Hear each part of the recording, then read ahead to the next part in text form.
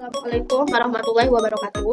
Perkenalkan, nama saya Adelia Fitri dari kelas A1 Informatika dengan NIM 2302020028. Baiklah, di sini saya akan menyelesaikan tugas mata kuliah Arsitektur Sistem Komputer yang telah diberi oleh dosen pengampu mata kuliah tersebut. Pada bagian layar yang pertama yaitu ada judul mata kuliah.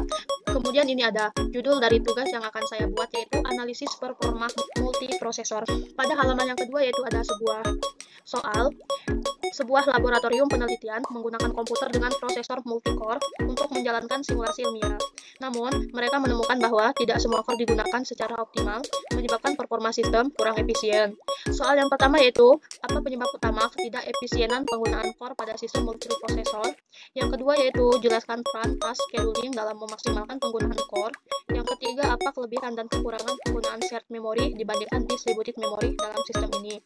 Yang keempat, jika Anda diberi anggaran untuk meningkatkan performa sistem, apakah Anda akan menambah jumlah core atau meningkatkan kecepatan core? Berikan analisis konferensi. Baiklah, di sini saya akan menjawab soal dari yang pertama dulu.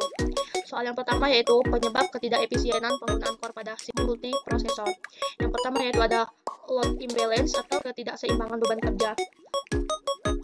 Bayangkan jika kita memiliki tim untuk menyelesaikan sebuah proyek, tetapi hanya sebagian anggota saja yang bekerja, sementara yang lain santai tanpa tugas. Hal ini bisa terjadi pada prosesor multicore, yang jika tugas tidak didistribusikan secara merata, beberapa core akan kelebihan beban, sementara yang lainnya hanya menganggur. Kemudian yang kedua yaitu ada hukum Amsdal atau Amsdal Law, yaitu seperti jalur cepat di jalan raya, tetapi ujungnya adalah lampu merah. Bagian serial dari program menjadi penghambat dan menambah jumlah core. Tidak akan banyak membantu jika masalahnya ada di sana. Yang ketiga yaitu ada overhead sinkronisasi. Core ini perlu bekerja sama dengan tim, namun mereka harus sering menunggu untuk memastikan semua data selaras. Banyak waktu terbuang untuk proses sinkronisasi. Yang keempat yaitu ada perebutan sumber daya bersama atau contention. Core ini berbagi sumber daya seperti memori, cache, atau jalur komunikasi, sama seperti antrian panjang di kantin saat jam makan siang.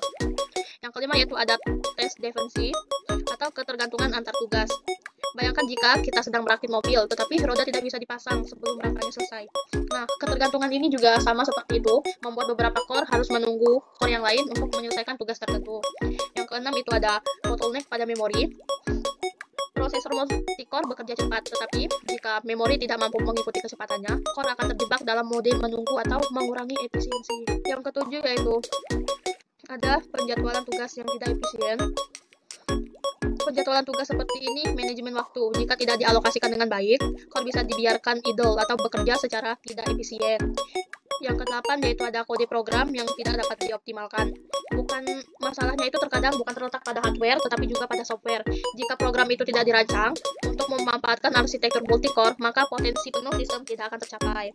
Yang kesembilan yaitu ada thermal throttling. Jika sistem ini terlalu panas, prosesor otomatis menurunkan kecepatannya untuk mencegah kerusakan. Seperti berlari dari bawah terik matahari, kita harus lambat untuk bertahan. Yang ke-10 yaitu ada latensi input-output atau data latensi. Simulasi ini membutuhkan data dari perangkat eksternal. Prosesor harus menunggu. Simulasi ini membutuhkan data dari perangkat eksternal, kemudian prosesor itu harus menunggu. Yang kedua yaitu ada peran test scheduling dalam memaksimalkan penggunaan semua core pada sistem multiprosesor. Yang pertama yaitu ada load balancing atau penyeimbangan beban kerja. Jika kita memiliki tim yang terdiri dari banyak anggota dan setiap anggota itu punya tugas masing-masing, akan sangat tidak efisien. Beberapa anggota bekerja terlalu keras, sementara yang lain hanya duduk-duduk saja atau bersantai. Nah, tes scheduling itu memastikan bahwa beban kerja itu tersebar merata di semua core, sehingga tidak ada yang terlalu sibuk atau terlalu santai. Yang kedua yaitu ada optimalisasi waktu eksekusi. Dengan penjadwalan yang baik ini, tidak ada waktu yang terbuang. Begitupun satu tugas selesai, core langsung diberi tugas berikutnya. Ini seperti memastikan bahwa setiap anggota selalu punya pekerjaan, tanpa ada yang bersantai. Dengan algoritmanya seperti first come, first serve, atau short job first, diprioritaskan untuk memaksimalkan efisiensi. Yang ketiga yaitu meminimalkan overhead sinkronisasi. Dalam sebuah tim atau dalam sebuah anggota kelompok itu, kita perlu berkoordinasi untuk memastikan bahwa semuanya akan berjalan dengan lancar. Namun, jika terlalu banyak koordinasi, juga bisa membuang waktu. Sama halnya dengan penjadwalan prosesor yang efisien, meminimalkan waktu yang dihabiskan untuk sinkronisasi antar core sehingga banyak waktu yang digunakan untuk menyelesaikan tugas. Yang keempat yaitu ada mengelola affinity tugas ke core atau affinity scheduling. Setiap core itu memiliki cache lokal untuk menyimpan data sementara. Jika tugas dialokasikan ke core yang sebelumnya sudah mengerjakan tugas serupa, kita bisa memanfaatkan data yang masih tersimpan di cache. Yang kelima yaitu ada mendukung paralelisme. Pekerjaan tidak bisa dipecah menjadi bagian kecil, dikarenakan memungkinkan pembagian tugas ini sehingga semua core dapat bekerja serempak atau mempercepat proses secara keseluruhan. Yang keenam itu ada memprioritaskan tugas penting. Di dalam sebuah sistem komputer, tidak semua tugas itu memiliki tingkat urgensi yang sama. Penjadwalan ini yang memastikan bahwa tugas yang paling penting, yaitu tugas yang paling penting atau yang memiliki batas waktu ketat, diselesaikan terlebih dahulu. Dengan begitu, sistem tetap efisien dan responsif. Yang ketujuh yaitu ada mengoptimalkan penggunaan sumber daya. Task scheduling juga memperhatikan bottleneck seperti bandwidth, memori atau akses input/output dan mengatur tugas agar menghindari konflik.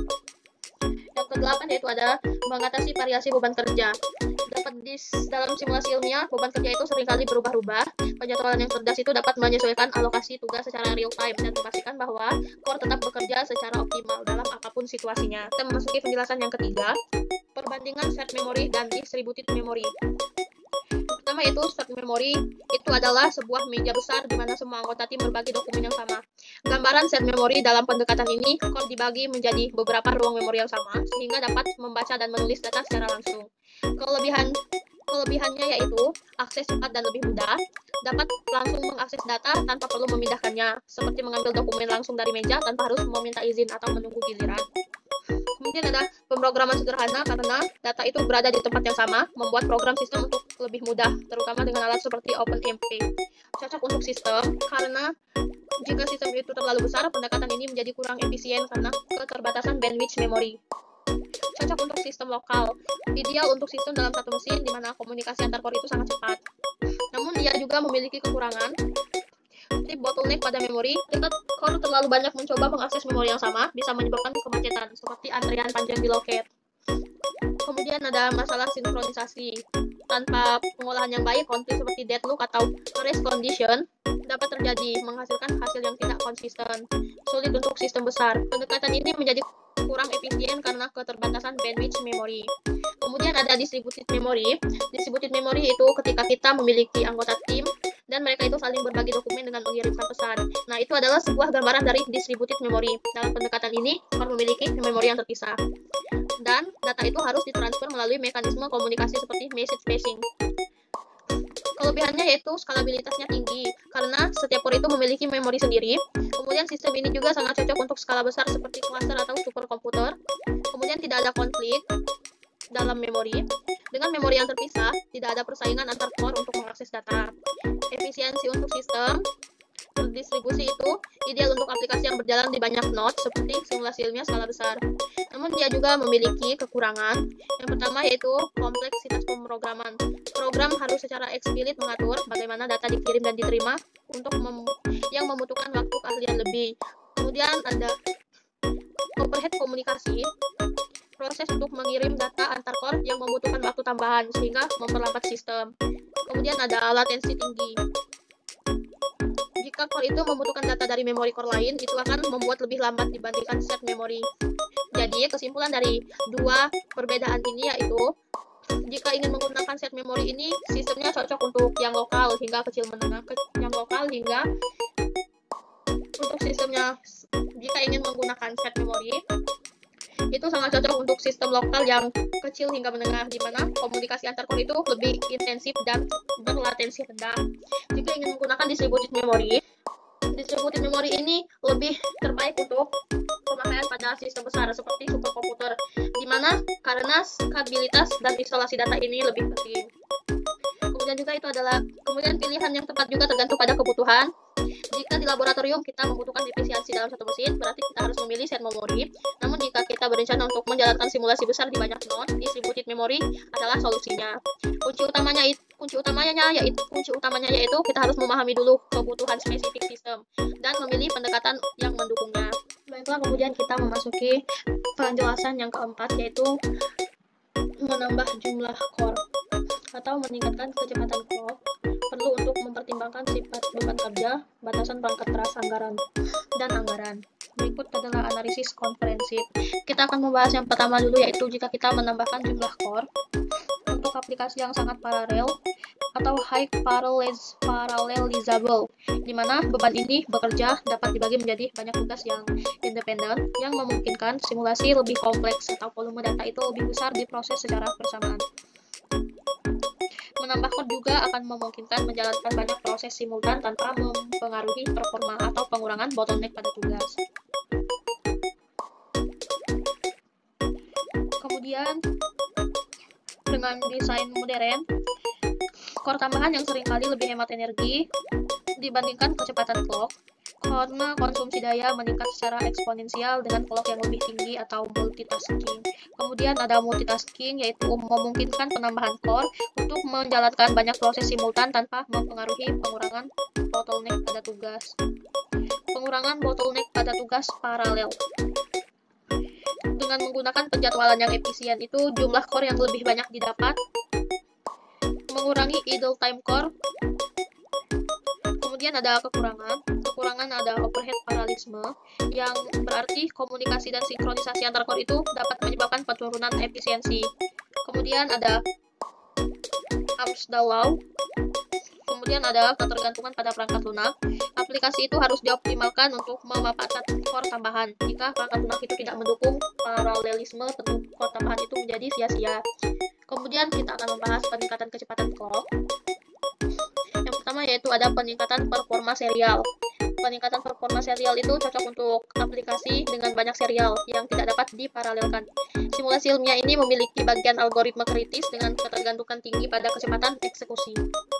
Kemudian yang kedua ada sederhana secara arsitektur, tidak memerlukan perubahan yang besar pada perangkat lunak atau penjadwalan lainnya, karena semua core itu menjadi lebih cepat. Kemudian ada latensi lebih rendah, operasi tunggal selesai lebih cepat. Latensi lebih rendah itu mempercepat proses yang tidak dapat dipecah menjadi tugas paralel. Kemudian ada kekurangannya, yaitu konsumsi dayanya lebih tinggi. Clock lebih tinggi secara eksponensial karena meningkatkan konsumsi daya lebih banyak dan lebih panas sehingga membutuhkan sistem pendingin yang baik. Kemudian yang kedua ada batasan teknologi atau power wall, batas fisik dalam meningkatkan kecepatan clock sebelum mencapai tingkat yang tidak efisien. Kemudian yang terakhir ada tidak meningkatkan paralelisme. Aplikasi yang sangat paralel mendapatkan manfaat yang signifikan dari peningkatan clock speed. Kemudian analisis berdasarkan skenario.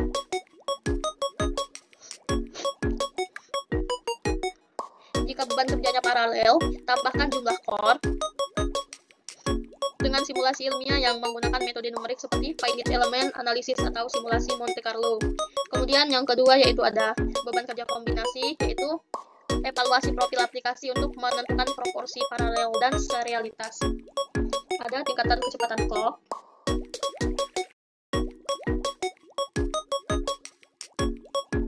Algoritmanya yang bersifat iteratif atau memiliki ketergantungan pada data yang tinggi. Yang terakhir yaitu ada beban kerja kombinasi. Evaluasi profil ini menentukan proporsi paralelisme dan serialitas. Jika proporsi paralel lebih tinggi, tambahkan core. Jika lebih rendah, tingkatkan clock speed.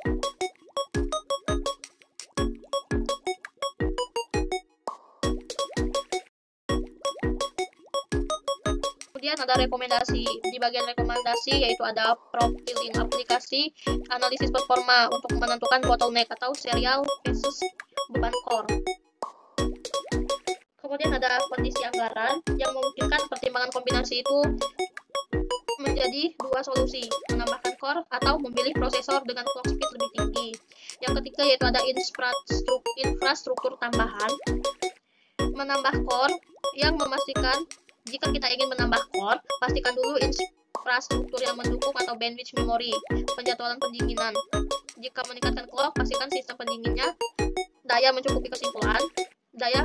Pastikan sistem pendingin dan daya mencukupi kesimpulan. Pendingin dan daya mencukupi.